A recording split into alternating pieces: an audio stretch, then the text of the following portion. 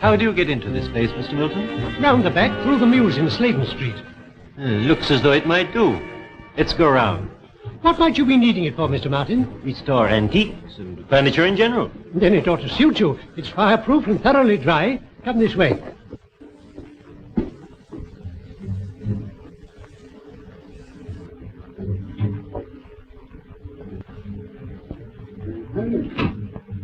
What's left of the booking office now? Moran, Mr. Martin seems to have done his work very satisfactorily. I carried out your instructions in the letter, Professor. Now, Moran, let's get our bearings.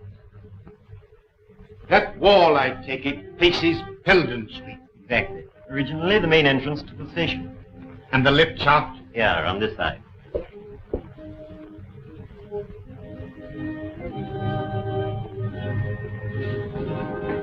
Lift at the bottom. 80 feet below. Quite a drop. Eh, Moran? The power was cut off, of course, when they closed the station. I think we are.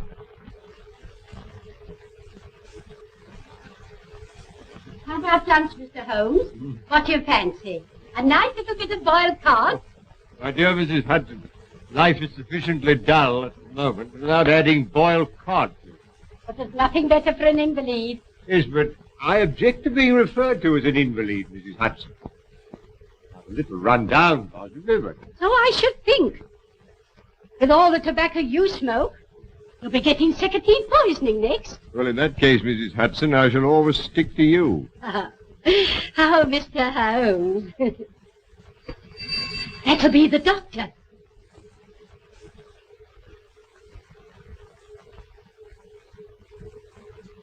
Dr. Watson. Oh. You caught cold? No, it's this infernal atmosphere. I suppose it is pretty thick. Thick? My dear Holmes, it's intolerable. You could cut it with a knife. What if I open the window? You walked here, I perceive. Yes. And on the left-hand side of the street. Yes, that's right. But how in the world did you know? My dear fellow, it's simplicity itself. You've got a little reddish soil adhering to your shoe. They're pulling up the flagstones in front of the Wigmore Street post office, and as the pavement is covered with that reddish soil, it's difficult to avoid treading in it. The post office is on the left-hand side of the street. Oh, of course, when you put it like that, it does sound simple. Yeah. It's elementary, my dear Watson, elementary. By the way, Holmes, I hope you've decided to take that holiday I prescribed for you. Well, up to 9 o'clock this morning, I was distinctly averse to the idea. But I've received a letter from an old friend of ours which inclines me to change my mind. I'm delighted to hear it. Who's it from? My dear fellow, I'll read it to you.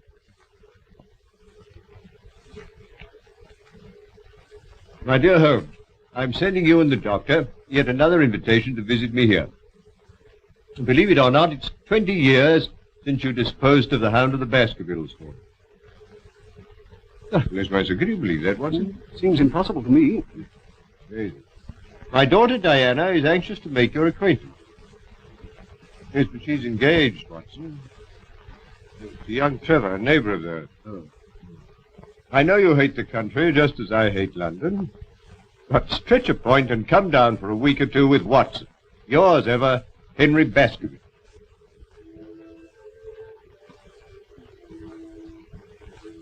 Father's asked Sherlock Holmes to come here for a few days.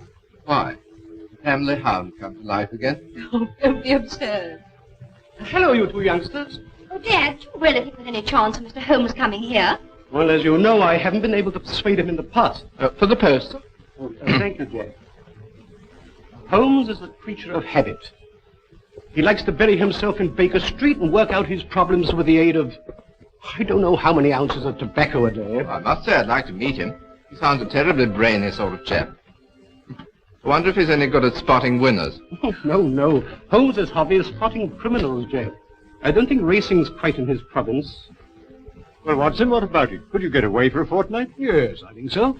The hoped-for epidemic of measles hasn't materialized. Things are rather slack. I could get a locum to carry on for me. Good. And I will stretch a point and write to Baskervilles.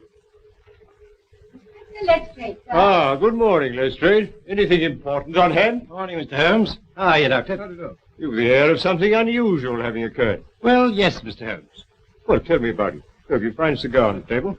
Thank you. I'm leaving London. Well, God bless my soul. This is a very sad development, Watson. With Professor Moriarty, that Napoleon of crime, still at large. You and your Professor Moriarty, Mr. Holmes. He seems to see his hand behind every other crime on the calendar. The Yard doesn't share your views, I'm afraid. They think it's all moonshine. Well, moonshine's a brighter thing than fog, Lestrade. However, tell me where you're going. Exeter. Exeter? Oh. Promoted Chief Inspector. Reorganizing the traffic, I presume. No. Barchester races. Half the West Country turn up. And they make Exeter their headquarters. I see. Well, good luck, Lestrade. If your talent for organization is equal to your flair for detection, Barchester races should be something of a sensation. Thank you, sir. In case it's any use to you, the Chief Constable, Colonel Ross, gave me something good for the Barchester Cup. Oh, what is it? His own horse. Silver Blaze. Well, I'm afraid I'm not much of a betting man, Lestrade, but Watson here thinks he knows something about racing. Silver Blaze. He was round about 10-1 at the last call over. You won't get anything like that about him tomorrow, Doctor. It's an open secret that he did a trial yesterday which puts him among the greatest stayers of all time. You're becoming quite a tipster, Lestrade. Yes, our handy guide to the turf. Well, anyway, he carries my money. Better to be on a certainty at short odds than down the course to 100-1, say I. There you are, Watson. Make a note of that. As a matter of fact, the doctor and I are going down to the West Country to stay with Sir Henry Baskerville, so we may possibly see you. I hope so, Mr. Holmes. If you do feel like having a fatter, Doctor, don't forget Silver Blaze. Watson, put a bit on for me. What?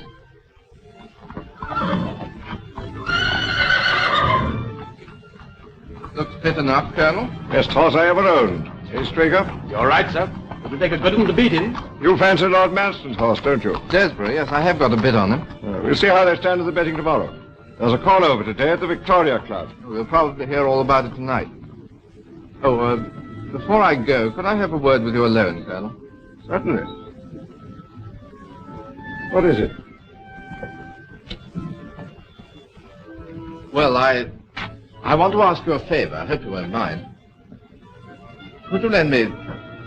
Well, I really want £500. Monkey.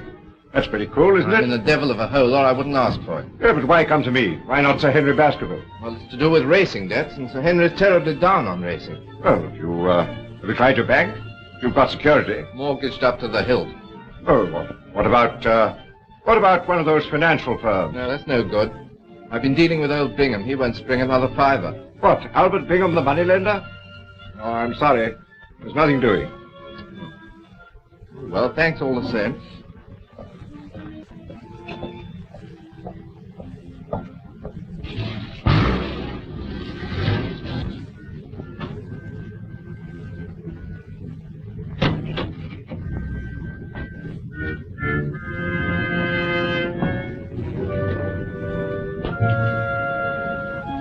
Stay here, Prince. I may want you again shortly.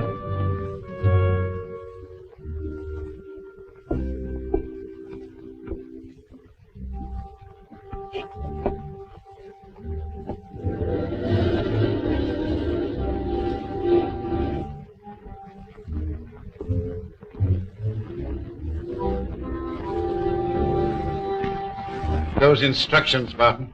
Sure. I'm expecting a visitor in a few minutes. You'd better stand by with Prince till he goes. Very good, Professor. Eh? Bring him in.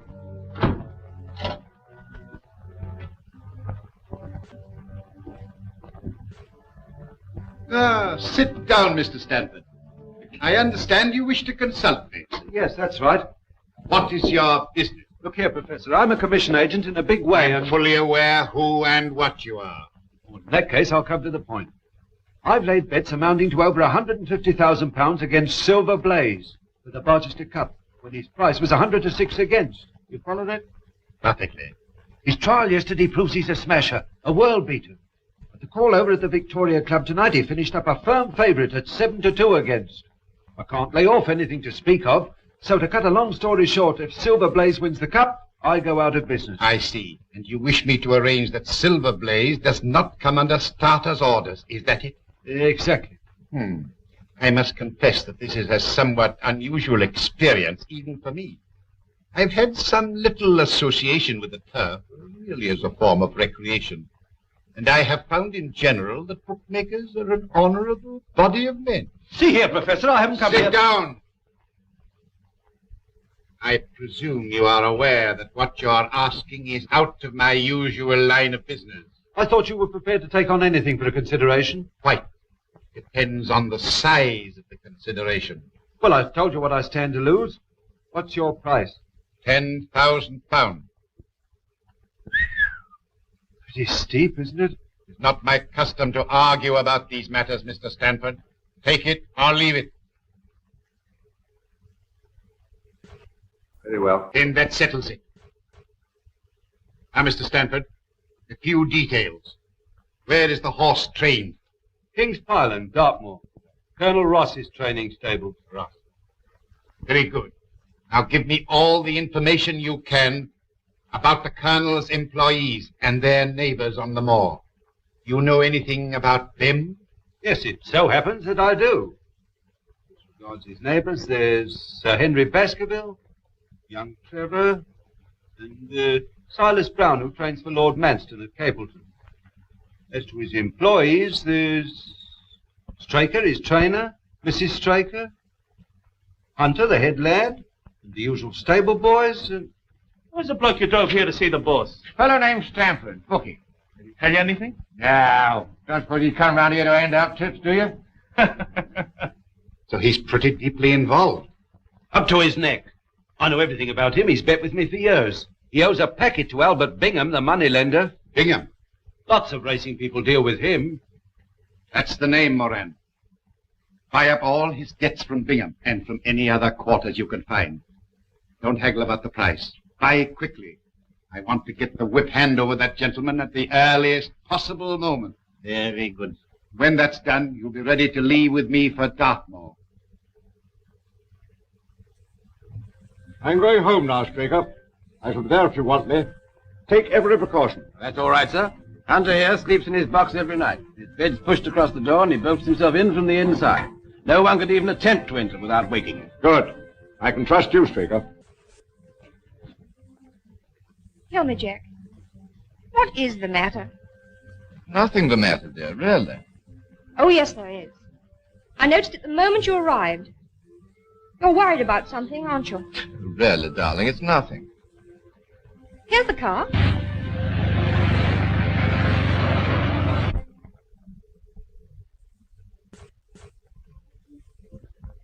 They're here, Dad. Arrived, have they? Good.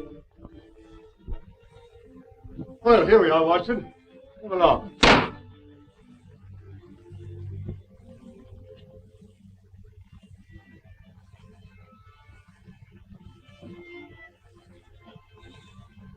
My dear Holmes, delighted to see you. We're delighted to come. And you too, Doctor. Oh, that's very kind of you. Dad, looking at you both, I can't believe it's 20 years. Oh, you flatter us. Okay, come along. I want you to meet my daughter. Oh, thank you. Delighted.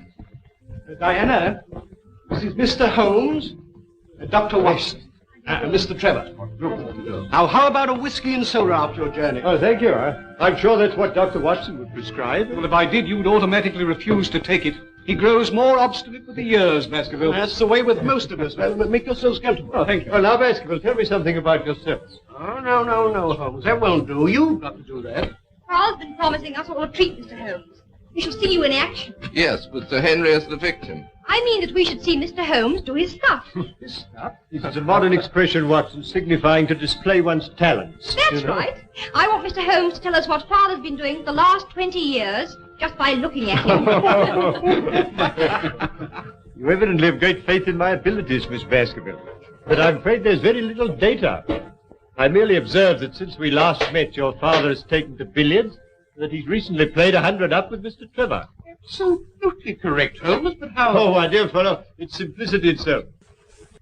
I observe that both you and Mr. Trevor have traces of blue chalk between the forefinger and thumb of your left hand, which is put there, obviously, to steady the cue. There. I hope that satisfies you, Diana. Well, I expect you'd like to see your rooms. I'll show you, Mr. Holmes. You'll stay and dine, Jack? Thanks. If you'll take me as I am and don't mind my rushing off immediately afterwards, I've got to ride over the moor to King's Pyland. I'm trying to get Straker to persuade Colonel Ross to buy one of my ponies. Oh, that's all right, my boy. Come along.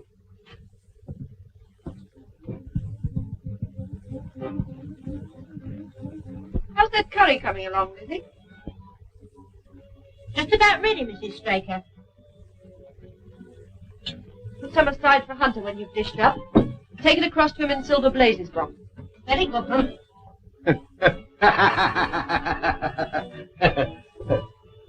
Everything all right, Hunter? Yes, thank you, sir. I do hope Mr. Straker isn't late. He specially asked for curry. Oh, you shouldn't be long now, Mum. Dinner's ready, Jim. All right, I'll just go and have a watch. Lizzie, don't forget Hunter's supper. Oh, no, Mum, I'm keeping it hot for him. All right, then you can bring ours in now. Very good, Mum.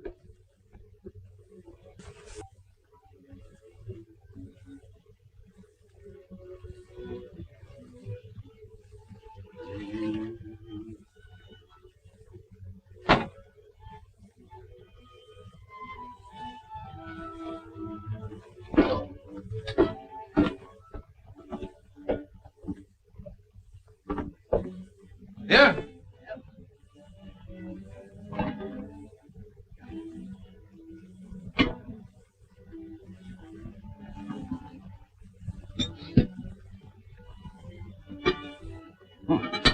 That was good. All right? Yes, but you only just came in time. Well, I've had a lot to attend to. Is the Colonel coming over again before the race? He didn't say so. I'm quite satisfied when you've laid the time. Who are you sending in the horse box at Silver Blaze? The Hunter, of course. And Simpson will probably follow along with it. What's the betting on Silver Blaze now? 7-2, I think it was, the last call over. Here's your supper, Ted. Thanks. Night, Ted. Bye-bye, Liz.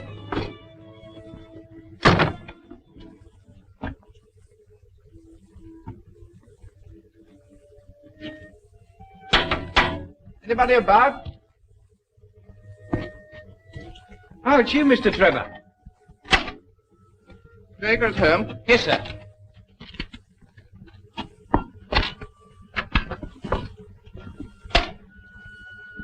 Look out for the mare for me, will you, Simpson? Very good, sir.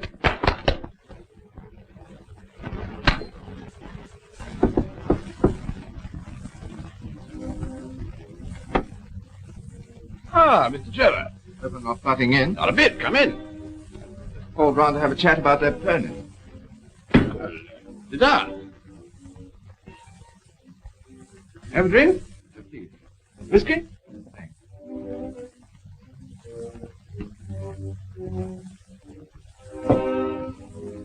Whose horse is that, Simpson? Mr. Trevor's, Ma'am.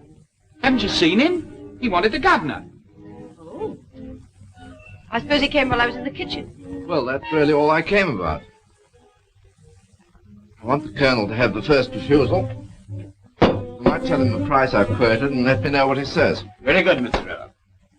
Oh, well, never mind.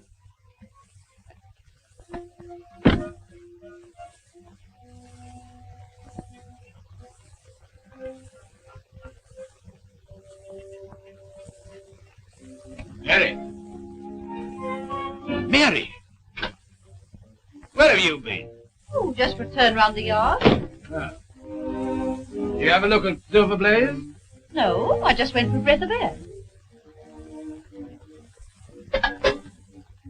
By the way, Silver Blaze doing another trial tomorrow? Yes. The last before the race. Oh, well, I'm for an early night. Doesn't seem to be much to stay up for.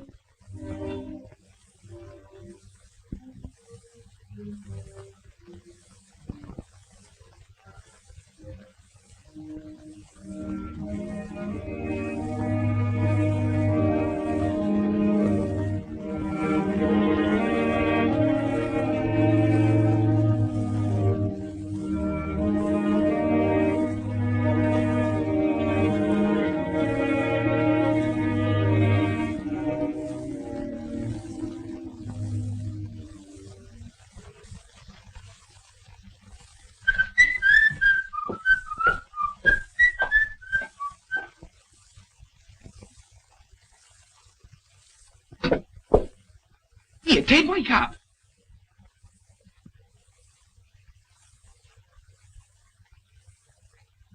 Who's that?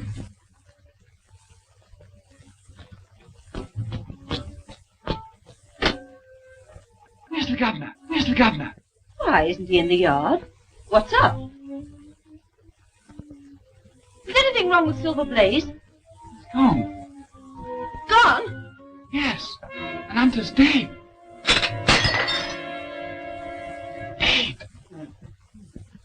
You must have a look round this morning, Holmes. Oh, thank you. I'd like to. There are a few improvements since you were here last. Yes.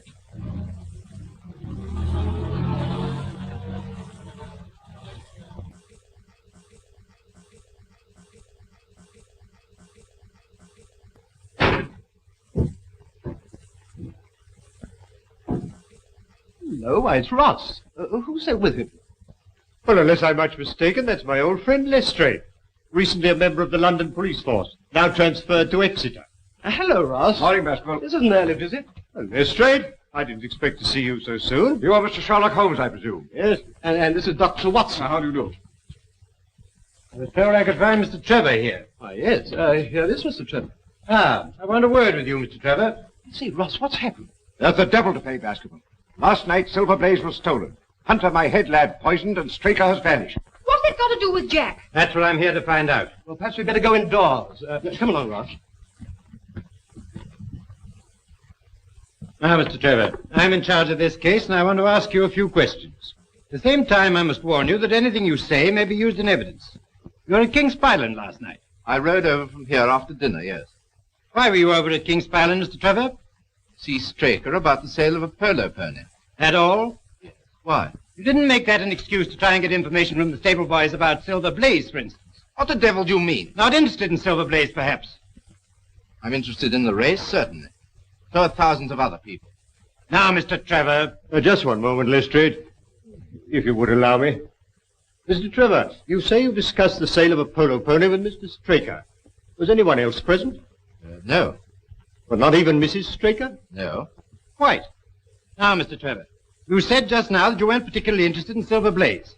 You happen by any chance to have your betting book on you? I think so. Why? Do you mind if I see it? It's my duty to tell you that I can't demand to see it, not now, that is, but... Here it is.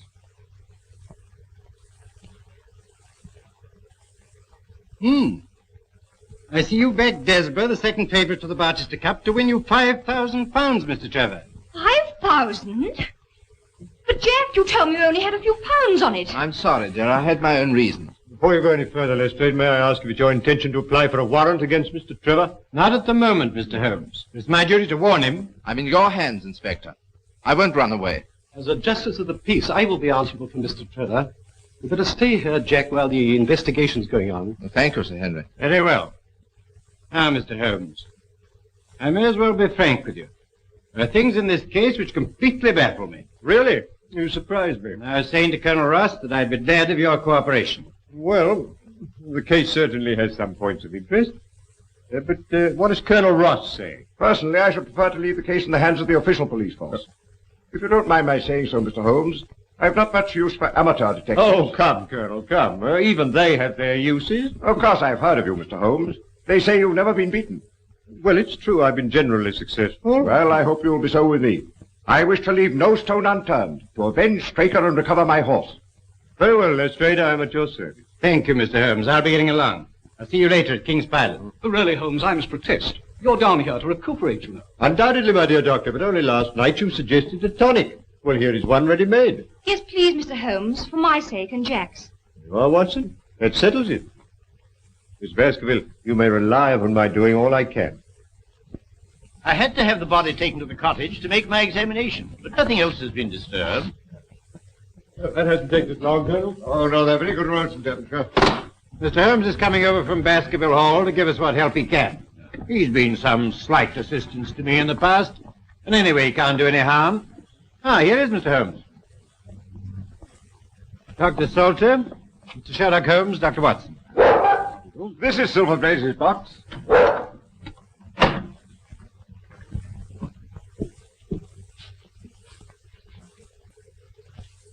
Well, what, in your opinion, was the cause of death, Doctor? An overdose of powdered opium. In that case, he would have died in his sleep. That is so. The remains of the lad's supper, I presume. Yes, curried mutton. Oh, curry? That's significant, Lestrade. I don't know, Mr. Holmes. Any food containing sufficient poison could cause death. Oh, would it really? Really, I hadn't thought of that. Now, look, you must read my little monograph on the whole art of poisoning. Did the people of the house partake of the same dish without any ill effect? Yes, Mr. Holmes. Well, then what is your theory? That Mr. Trevor, while standing at the open window, passed his hand through and placed the poison in the curried mutton? Exactly, and quite easy, as you can see. Well, and then what? He opened the door with a duplicate key, took out the horse, and led it to some secret hiding place? The evidence against him is very strong. Well, it's purely circumstantial. It would be equally easy for the murderer, with the aid of a stick or a hunting crop, to pull back the bolt of the door. Yes, it is. Yes, quite easy, as you say, Leslie. Where is the stable boy who discovered the crime? Somewhere outside in the yard. Would you let me see him? Certainly, I'll fetch him.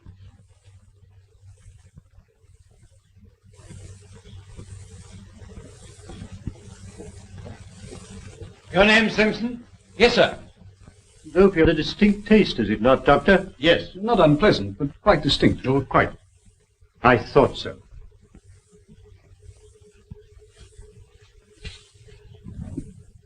Oh, is this the boy? Yes. Now, my lad, you say that Mr. Trevor dismounted at the gates and asked you to water his horse. Yes, sir. And then? He went towards the cottage, sir. And in doing so, he would, of course, have to pass Silver Blaze's box. Yes, sir. He went along that side. But you didn't actually see him pass the box? No, sir. I had my back to him. Yes. Thank you, that'll do. You can go back to your quarters. Very good, sir. Would you like to question Mrs. Straker, Mr. Holmes? Not at the moment. But by the way, Colonel, there's another training stable. Quite close, I believe. Yes, Capleton. Silas Brown trains Lord Manston's horses there. Lord Manston's Desborough's second favourite. Yes. Oh. Then, with the exception of Baskerville Hall and Trevor's place, your only neighbour would be Silas Brown. Yes. I phoned Brown at once on the discovery of the crime. He knows nothing. Oh, and there's nothing to connect Mr. Trevor with the Capleton stable. Nothing. By the way, Colonel, have you an old shoe of Silver Blaze? Yes, here.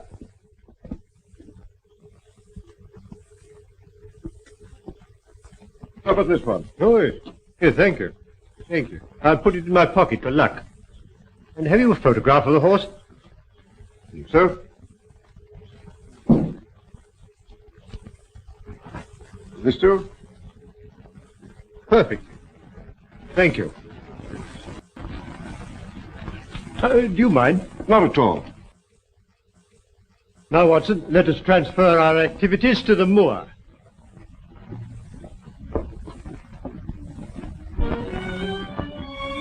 That building on the skyline, I presume, is Capleton. Yes.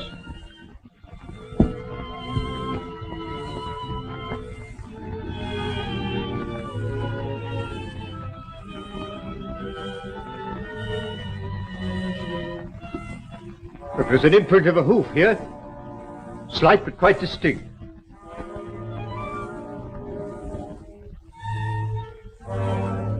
An exact fit. And here are footmarks. Good Lord! What's that? Watson. It's Straker! Obviously, he followed the thief, caught him up here, there was a struggle, he paid with his life. And here's the torch he used to trace the horse.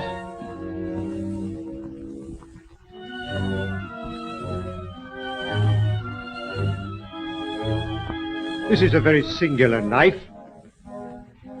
Surely this is something in your line, Watson. Oh, yes.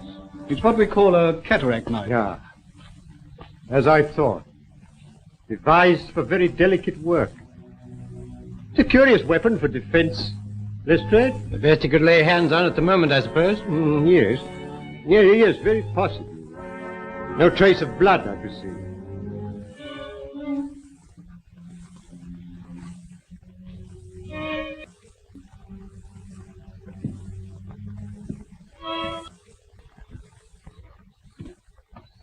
Why, that's Straker's coat.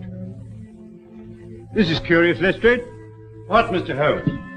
It looks as though the murderer let him take his coat off before the struggle. Couldn't he have taken it off afterwards? Well, that's one explanation. Though it's difficult to see with what motive.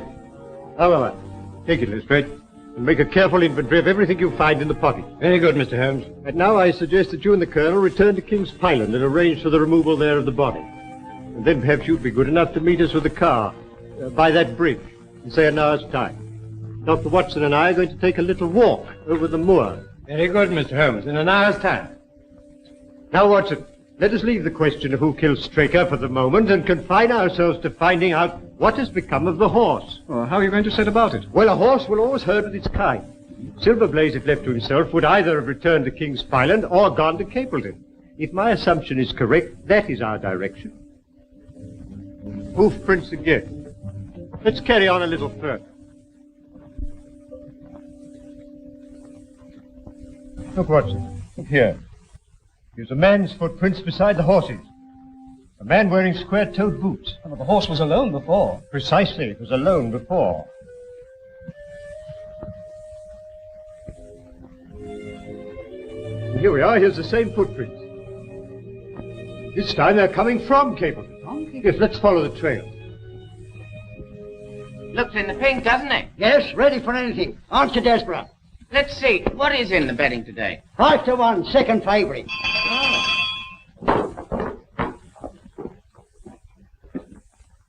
Journey's in, Watson. We don't want any lifeless here. I only want to ask a question. Am I too early to see Mr. Silas Brown?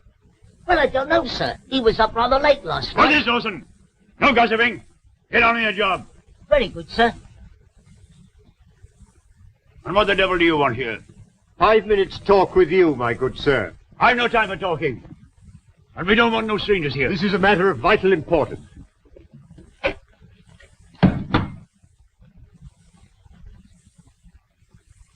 a lie. Very well. Shall we talk it over here or inside? All right. Come on. I shan't keep you more than a few minutes, Watson. That's all right, Holmes. Now, Mr. Brown, I'm at your service.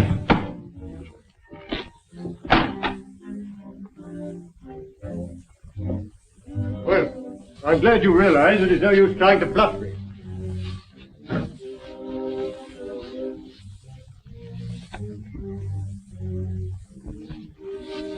Yes, that's quite a clever bit of faking, Brown.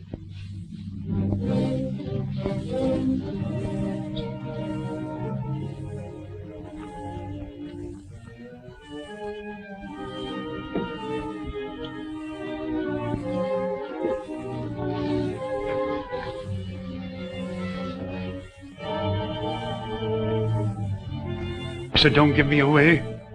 I'll return the horse. Very well. But providing you do as I tell you.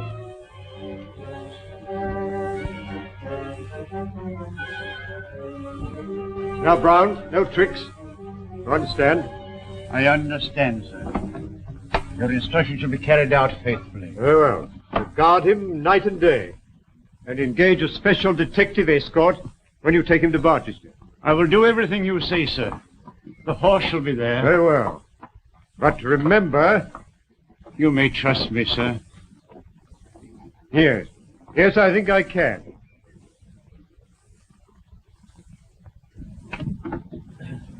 I'm sorry to keep you, Watson. Oh, that's all right. Well, a more perfect compound of the bully and coward than Silas Brown I've seldom met with. The horse is there, then? Yes. Of course, he tried to bluff it out.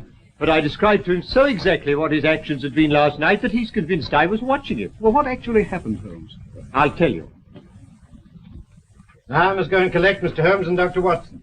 I must say I haven't much hope of their having found the horse. I'll be here when you come back.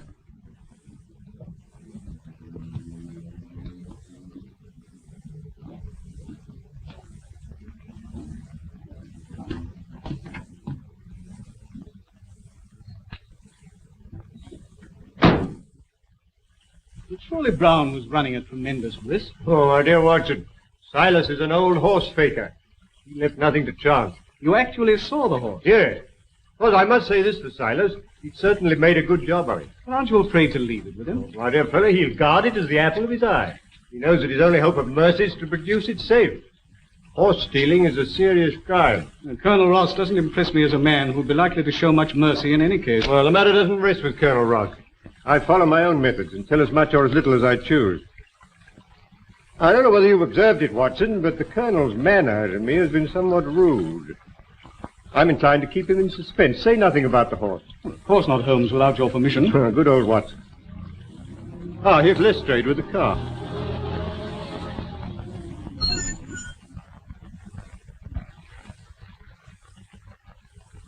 Well, Mr. Holmes, seen anything? Yes, we've seen some very interesting things, Lestrade. Boots. Boots? Yes, square-toed boots. Where now, Mr. Holmes? Straker's cottage, please. I hope Mr. Holmes won't be long. I want to phone the story through in time for the 6 o'clock edition. Ah, Mr. Holmes, I represent the Western Mail. I understand you're taking up this case. No, certainly not. I'm just Holmes the busybody, retained by the police to supply their deficiencies. Oh, Inspector, there are several points upon which I should like to ask your advice. I must consider whether I don't owe it to the public to scratch the horse immediately. Certainly not. I should let the name stand. My business with Mr. Holmes now is private, if you don't mind. Right you are. I've got something to go on with anyhow. Good day, everybody. I'm very glad to have had your opinion, sir. Well, Doctor, have you made your examination? Yes. Straker was killed by a savage blow from some blunt, heavy instrument delivered with enormous force. Lestrade, let me see his coat. Will you have it there? Yes, here it is. Thank you. I presume you made the inventory I asked for. Trust me, Mr. Holmes.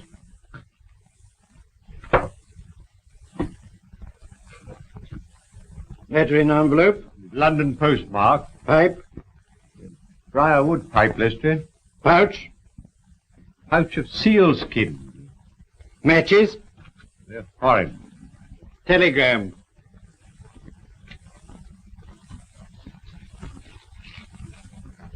Handed in at Coombe Tracy. Let's see what the letter says first. Bingham & Co. Financier.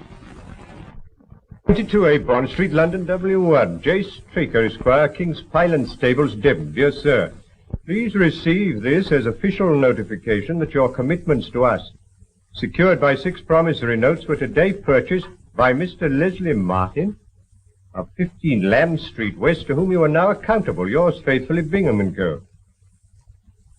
Our friend Straker seems to have been somewhat financially embarrassed.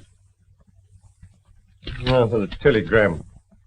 For Cup Final, send instructions. Will meet you as we agreed. Martin.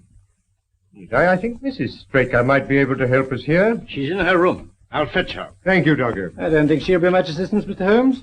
Apparently she and Straker went to bed about the usual time. When she woke up in the morning, she found it gone. Still, I'd like a word or two with her, Lestrade, regarding her husband's habits. No one like a wife, I'll tell you that. Watson? Yes, quite. You remember I have these, Lestrade. Pray don't think it a liberty. Not at all. You're welcome. I see nothing in them.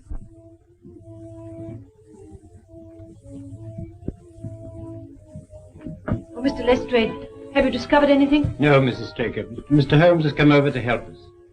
We shall do all that's possible. I won't detain you a moment, Mrs. Straker. I realize what you're going through. I just want to ask you this. Are you by any chance a light sleeper? Yes, Mr. Holmes. As it happens, I am. I noticed a dog in the yard. Does he sleep out there at night? Yes, always. He's a very good watchdog. You didn't by any chance hear him barking during the night? No, I didn't. No. No. Just one other thing. Was your husband interested in football? Oh, no. Racing was the only thing that interested him. And there's just one further question, Mrs. Straker. You had curry for supper last night. Did you mention that to anyone outside the house? Why, no. No, thank you, Mrs. Straker. I don't think I need intrude upon your time and patience any longer. Thank you, Mr. Holmes. Colonel, you have a few sheep in the paddock. Have you had anything wrong with them of late? No, I don't think so. Oh, now you mention it. I believe that one of my stable lads did report that 3 of the sheep had gone lame. Ah. Why do you ask? Well, just a long shot, Colonel. A very long shot. Lestrade, let me recommend to your attention this singular epidemic among the sheep. You consider it important, Mr. Holmes? Oh, yes, yes, exceedingly so. Is there any other point to which you want to draw my attention? Well, to the curious incident of the dog in the night time. The dog was perfectly quiet in the night? No, that was the curious incident. Oh. Well, I'm going to Baskerville Hall. Will you be following? Yes, yes, very possibly, Lestrade.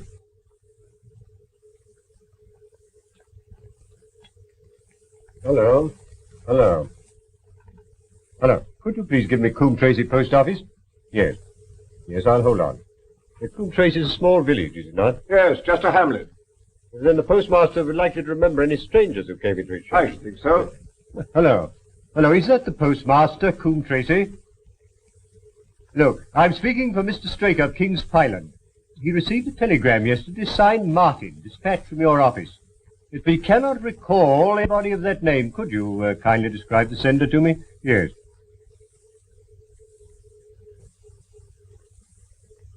Oh, there were 2 of them. I see. Thank you. Thank you. I'm very much obliged to you. You think the telegram's important? Very much so, Watson. Well, au revoir, Colonel. We've had a charming little breath of your beautiful Dartmoor air. Then you despair of arresting the murderer of James Straker? Well, there are certainly grave difficulties in the way, but I've every hope that your horse will start, and I beg you'll have your jockey in readiness. And you've nothing definite to tell me? When we meet at the races, Colonel.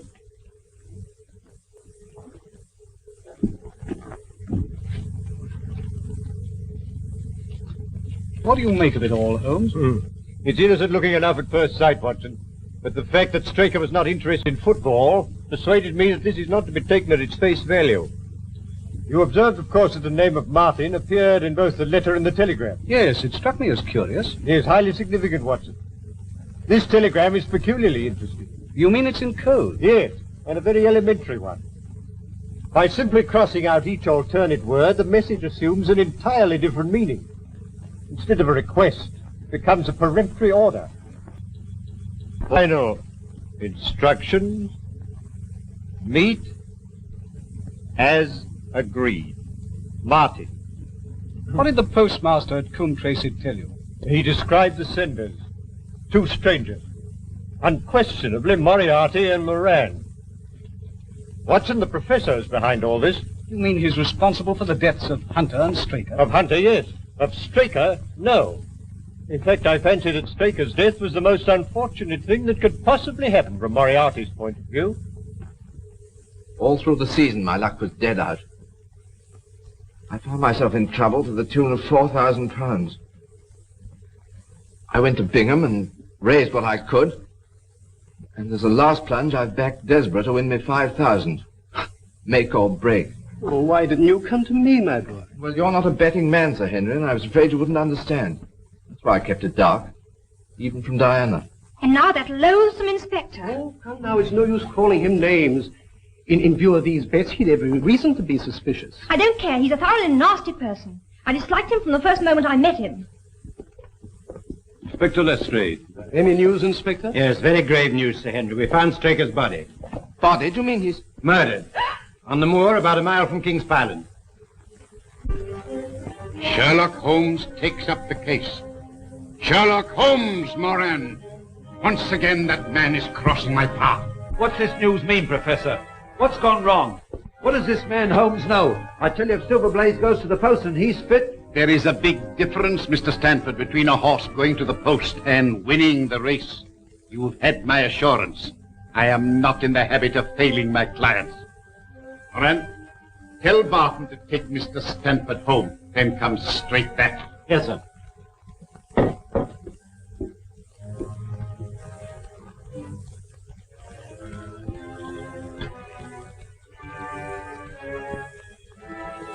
Prince, it's now 4 o'clock. Have the car ready in 15 minutes. Very good, Professor. Are we out for a long run? Yes. We've got to be back in Devon well before midnight.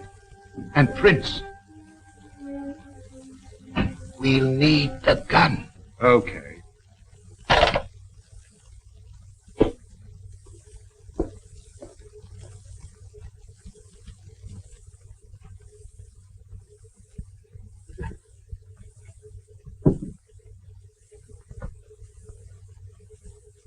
What have you got there, Prince?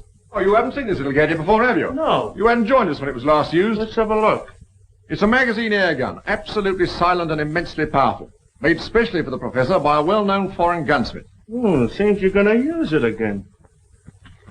Oh, there you are, Barton. I want you to take Mr. Stanford home. Yes, we're in deeper waters than you think, Lestrade, but we must take the case one step at a time. Now, I've progressed so far, I'm glad to say, as completely to exonerate Mr. Trevor. You've got to convince me, Mr. Holmes. I've every hope of doing so. Now, you will agree that Hunter was murdered in order that the horse could be stolen. Exactly, we all know that. When I examined the remains of Hunter's supper, I remarked on the fact that it consisted of curry. Yes, but I still don't see. Well, perhaps I can help you to see. And one or two other things as well. That was the first link in my chain of reasoning. Hunter was poisoned with powdered opium, and powdered opium is by no means tasteless. Well then, Mr. Holmes, why didn't the boy notice it? By no means tasteless when mixed with any ordinary dish. Curry was exactly the medium which would disguise that taste. So, you remember that I asked Mrs. Straker if she told anyone they were having curry for supper that night, and she replied, no. Yes, I remember you putting that question. Well, it's surely too monstrous a coincidence to suppose that Trevor happened to come along with powdered opium on the very night when a dish was served which would disguise its flavor. That is unthinkable, Lestrade. That certainly is a strong point. And there's a further point, even more significant, Lestrade. The silence of the dog. Though someone had been in the stable and fetched out the horse, the dog had not barked enough to arouse Mrs. Straker, who was a light sleeper. Obviously, the visitor was some member of the household. Then what do you make of it, Holmes? One thing for certain. Trevor becomes eliminated from the case. Well, I confess, Mr. Holmes, in view of what you say, I don't know what move to make. Make no move at the moment, except to assure Mr. Trevor that all suspicions of him were unfounded. You know, we're old friends. As wrongfully to arrest the future son-in-law of Sir Henry Baskervilles. I appreciate that. I'll speak to Mr. Trevor. Who's that taking my name in vain? Ah, Mr. Trevor. I've just had a little chat with Mr. Holmes, and I'm glad to say that he sees eye to eye with me. You quite understand that at the commencement of this case, it was my duty to follow up any clue, however slight. I don't mind telling you now that I never seriously suspected you. Well, he can't say fairer than that, can he? Well, I'm very glad you feel that way about it, Inspector. Yes, I still don't see how it helps us. Who did put the opium into the curry? Who did steal the horse and kill Hunter and Straker? My dear Lestrade, it's a capital mistake to theorize before you have all the evidence. It biases the judgment. Then you're not going to tell us anything, Mr. Holmes? Well, not at the moment, Miss Baskerville. There's one other link in the chain to be tested, and to do that, I'm afraid we must return to London tonight. Tonight? Yes, Dr. Watson and I are sorry to have to run away like this. Well, there's nothing before the midnight train from Exeter. Dinner will be ready in a few moments. You've heaps of time to dine here in comfort before you go. Well, thank you. I shall be delighted. I hope you'll stay and dine too, Inspector. Oh, thank you, sir.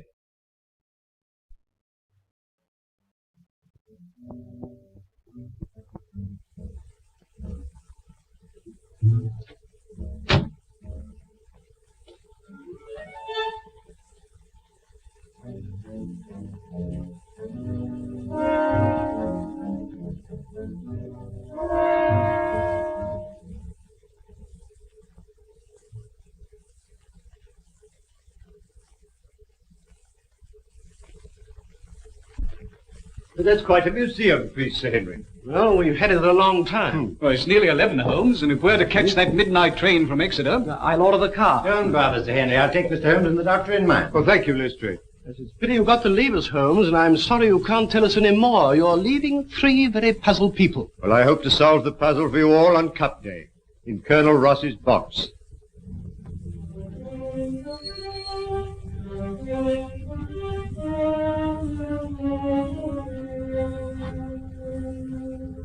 What's happening?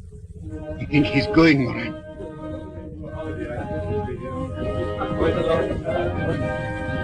Can't be helped. No. Au revoir, Holmes. Safe journey. Thank you so much. Goodbye.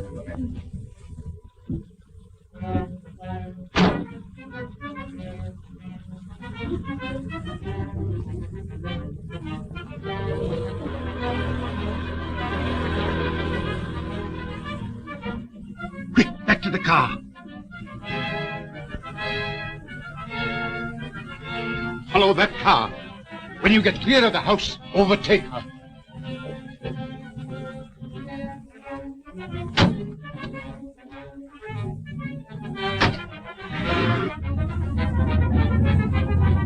I have the strongest reasons for thinking that Professor Moriarty's the brains behind this crime. You know, he seems quite an obsession with you. But you still don't believe in the Professor? Frankly, Mr. Holmes, I do not. Another few yards, Moran, then let them have it.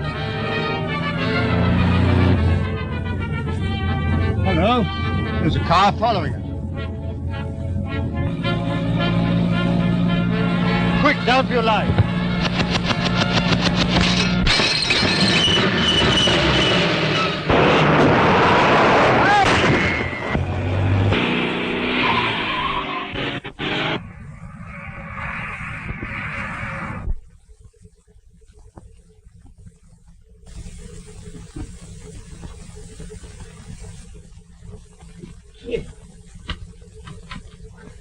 What, are you hurt, Watson? No, only a few bruises, but... Where's the driver? Here I am, sir. I'm all right. Sure?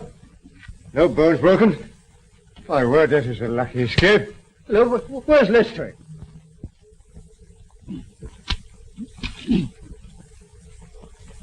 Watson, you see Lestrade? Lestrade!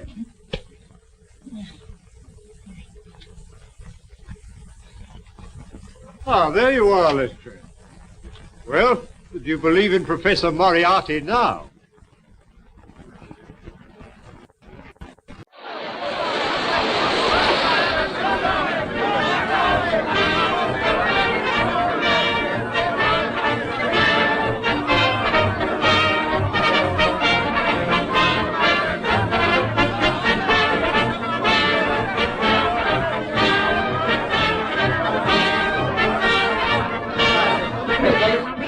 Silver Blaze, 6 to 1. I'll take £60 to 10. Silver Blaze, £60 to 10. Number 5 hits 9. Silver Blaze, 5 to 1.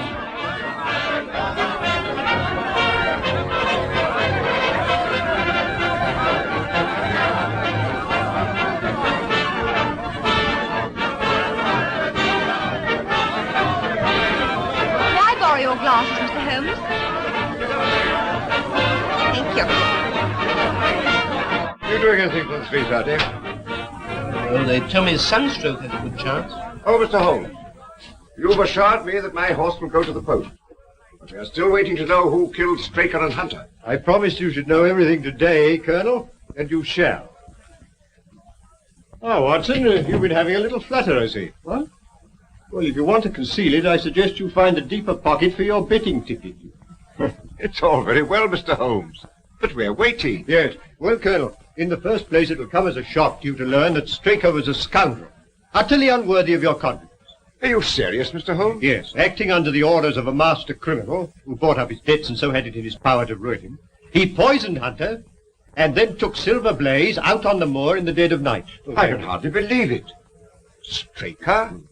But to what purpose? It was his intention to use that singular knife, you remember I found in his hand, to nick one of the tendons of the horse. With your wide experience of the turf, Colonel, you know it's possible to do that subcutaneously and leave no trace. The result would be a slight lameness, which would put down a rheumatism or a strain in exercise. You say it was his intention. You mean he didn't succeed? No. I examined the knife. There was no trace of blood. But why didn't he do all this in the stable? Why take him out on the moor? Well, for the best of reasons. When so spirited a creature felt the nick of the knife, he would certainly have roused the soundest of sleepers. But How did you arrive at all this, Mr. Holmes? I found several clues, the chief of which was the knife. You remember my asking you if you'd found anything wrong with your sheep? Yes, I remember. When you told me that some of them had suffered from lameness, that confirmed my theory. That Straker, before tackling the delicate operation on the horse, had been practicing on the sheep. Good heavens. But who interrupted the plot? Who killed James Straker? I'll waive that question for a few minutes, Colonel. Hello, the numbers are going up. What number is Silver Blaze? 9. Four.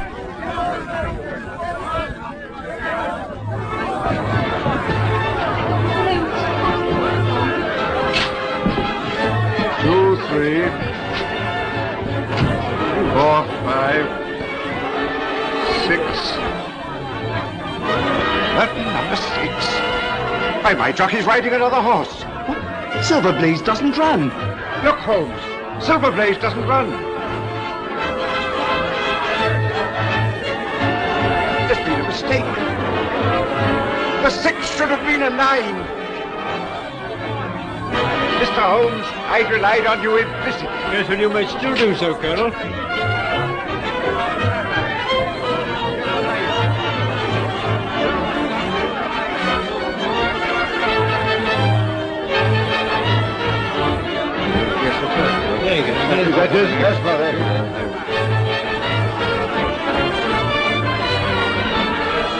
That's my horse. Yes, and that's the murderer of James Straker. What? It was a kick from Silver Blaze that killed your trainer.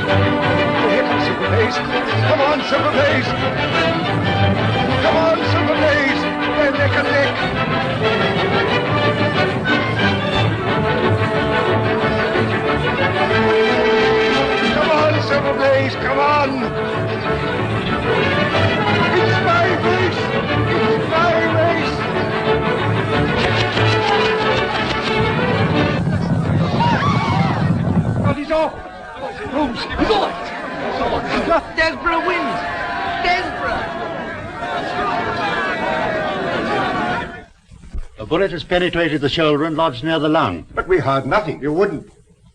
It was fired from an air gun. Noiseless and of tremendous power. How could it possibly be concealed in the crowd? In the interior of a specially designed kinematograph camera. Good heavens. But how on earth did you know? Well, I observed through the glasses a group of cameramen lined up near the winning post. I fancied I knew one of them. Mr. Holmes, what does this all mean? It means, Colonel, that you've been cheated of your race by the most cunning and dangerous criminal in London. Is there nothing can be done? Lestrade, who's the most likely man to give me some information on the betting for the Cup? Difficult to say.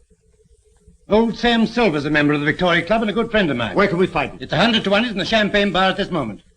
I'll stay here with Merton if you don't mind. There's no question about it. Stanford had laid over £100,000 against Silver Blaze and got left with it. Point him out to me. There he is, Mr. Holmes, in the dark suit and the bowler. Thank you, Mr. Silver. Watson, I want you to take particular note of that man. Not a word, Sam.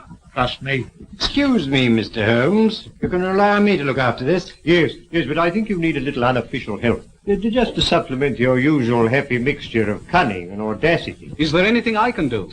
Yes, my dear Watson. A job that involves tenacity of purpose, of which, my dear fellow, you've given me so many proofs.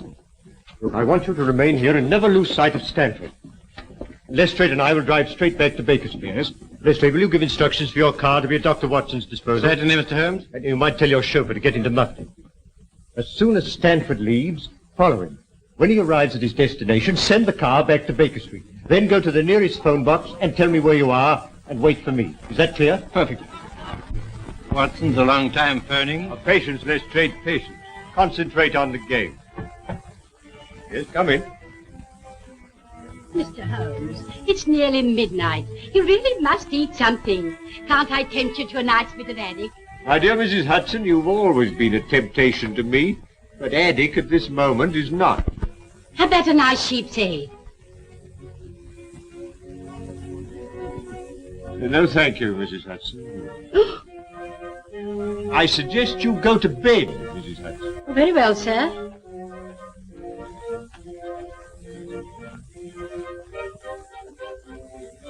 Still your move, Lestrade.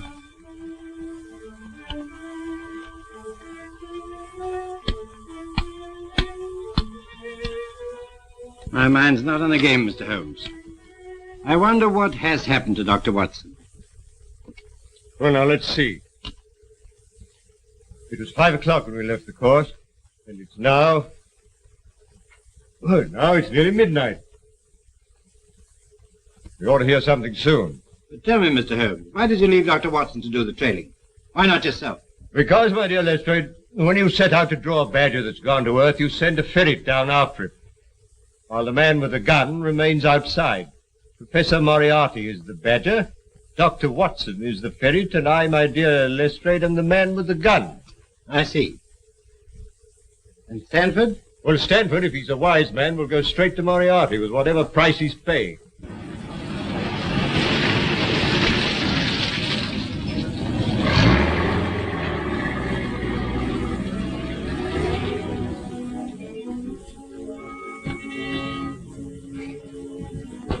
When you're finished with the professor, you'll be taken back to where we picked you up. You got the necessary on you, I suppose? Yes, of course. Okay.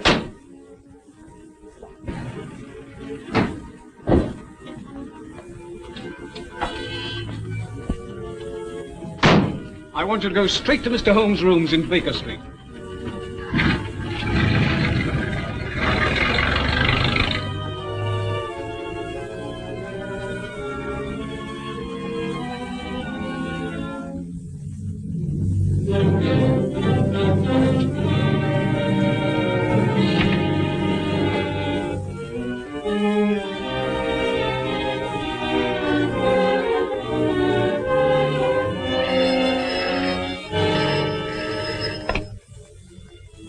Yes. Is that you, Holmes?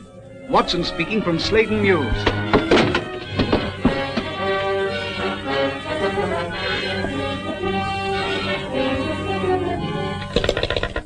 Watson! Quick, Lestrade, there's something wrong. They've got Watson. Inspector Lestrade's chauffeur, sir. Good. Drive us to where you dropped Dr. Watson. Right.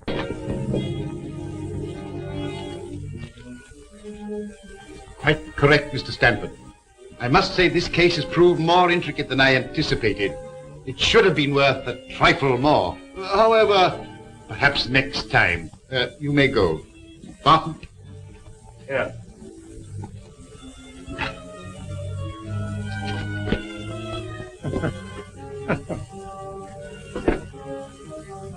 Next to Mr. Holmes himself, I don't know anyone who'd be more welcome.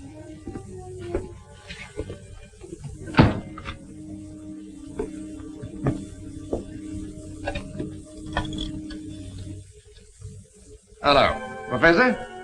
Who do you think I got here, of all people? Now, Dr. Watson. Eh?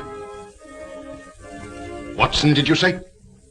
Dr. Watson? What's he doing here? Moran. Yes.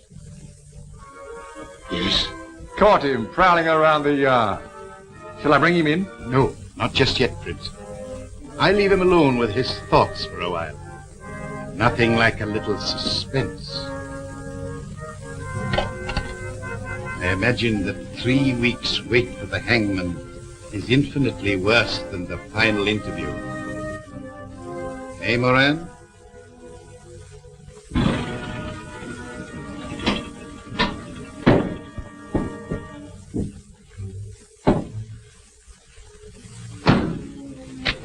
You wait here.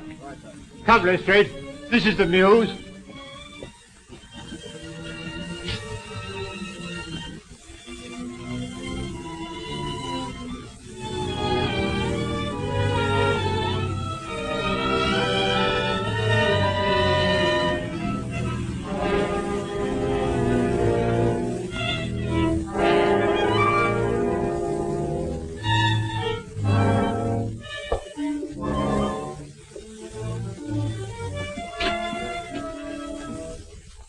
Looks pretty solid, Lestrade.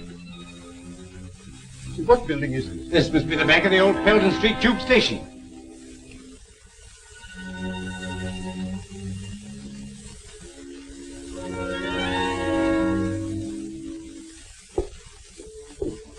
What are you going to do, Mr. Holmes? Drive straight to Scotland Yard. And then? The headquarters of the London Transport. Now, Moran, I think we'll interview the doctor. Is that you, Prince? Bring in Dr. Watson. Right now.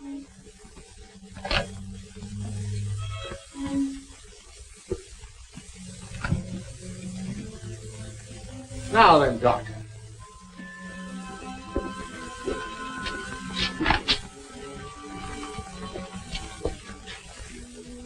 This should be most amusing, Moran. Ah, come in, Doctor. I have had the pleasure of several interviews with Mr. Holmes, but never before with his talented friend and colleague. Won't you sit down?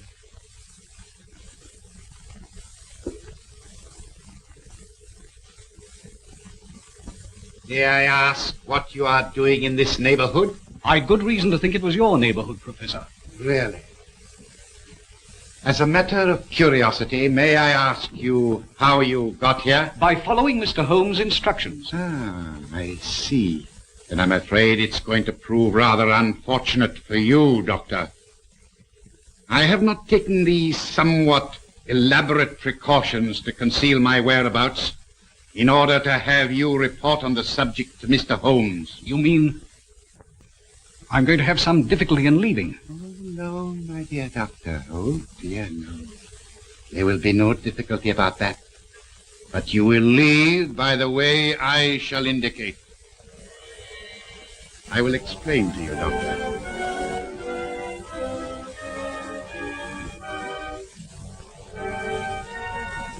You are now in what was the Felden Street Tube Station. Behind that panel is the lift shaft. It's a sheer drop of 80 feet.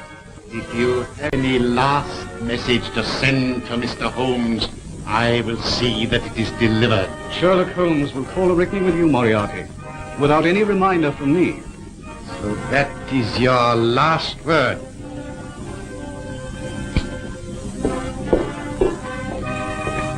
Very good. I will now remove the panel and wish you a swift journey.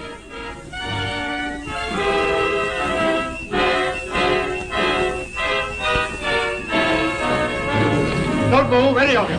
Huh? Except you, my dear Watson, who I'm sure will be more comfortable with us. You must excuse me for trespassing on your private property. I've had the lift put in order again. You clever... no compliments, please. I arrest you, Robert Moriarty. On what charge? For being concerned in the murder of the stable boy Edward Hunter. And for an attempt on the life of Mr. Sherlock Holmes, Dr. Watson, and... That'll do to go on with, Lestrade. When the professor has answered to those charges, there will doubtless be a number of others to occupy his attention. Listen, Holmes. There's no prison can hold me. You know, I almost wish that were true, Professor. Life would be very dull without your activities. Watson, might I trouble you for a match? I think our quiet rest in the country has been a great success. Damn you, Holmes. Blast you. Well, it's the most amazing case we've ever solved, Holmes. Elementary, my dear Watson. Elementary.